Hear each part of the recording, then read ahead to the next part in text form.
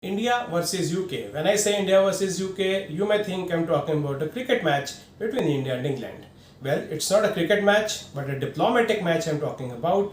The contest between India and United Kingdom, which India won in the year 2017 and ensured that its candidate, Justice Dalveer Bhandari, gets elected to the International Court of Justice of the United Nations. It was no ordinary match, as we will see in the book I'm going to review today. So join me as I review the book India vs UK, the story of an unprecedented diplomatic win by career diplomat Sir Syed Akbaruddin. Keep watching.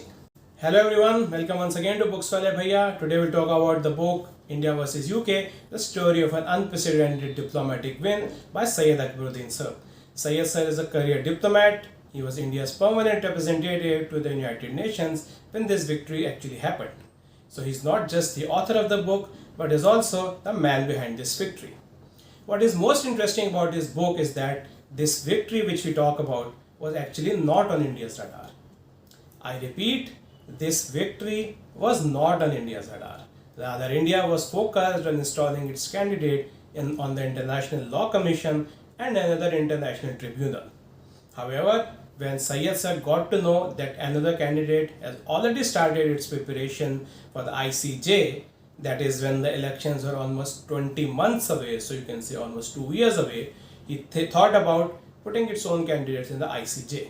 However, there was not much swift response from the Ministry of External Affairs, but when the Kulbhushan Jadhav case came into the United Nations, the Indian establishment realized that it's time to have its own man on the International Court of Justice. And thus preparations for installing Justice Dalveer Bhandari to the ICJ began in full earnest. It is at this point that we understand that the elections in the United Nations are not at all an easy task to understand. They are quite complex in nature. They are not as easy like the Indian elections, which follows a first past the post system and the candidate with the highest number of seats win the election. They are way more complex with multiple rounds of voting and several other processes and rules to be followed.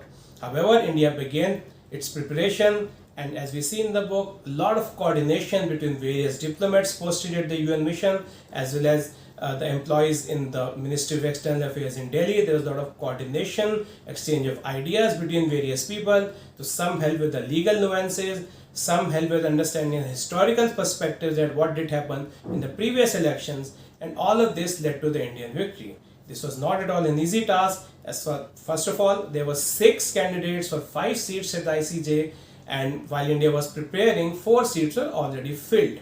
So this was a direct contest now between India and the United Kingdom for 1 seat.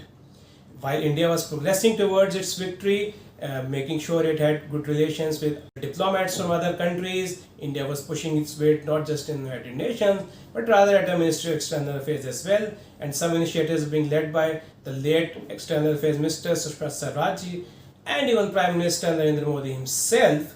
UK, when it realized that India is making huge efforts and it may not win the election, it started using all shrewd moves, in fact calling for a joint conference option instead of the election and looking forward to talk to India to enter into some kind of a compromise. However, the Indian diplomatic establishment ensured that this victory is of India's. Finally, yes, India was able to successfully install its candidate, marking one of the most significant diplomatic victories for India.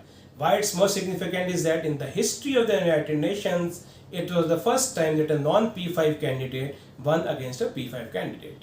P5 refers to the Security Council, the 5 permanent members of the United Nations since its inception. Not just a diplomatic victory, but this was also a perfect example of what teamwork and good coordination and passion can actually achieve. If you are an inspiring diplomat, or you are interested in the world of diplomacy, or if you are just a common man who wants to know about what India's achievements are in the international arena, I think this is a must-read book. It's a short, concise book with no unnecessary details. It really doesn't look like the work of a first-time author. What I like most about this book is it is written with a lot of passion. After all, it is coming from the man who not just authored a book, but also led this entire initiative and ensured India's victory. Thank you very much for watching my video. If you think I did a good job, please give a thumbs up and subscribe to my channel for more updates. Thank you.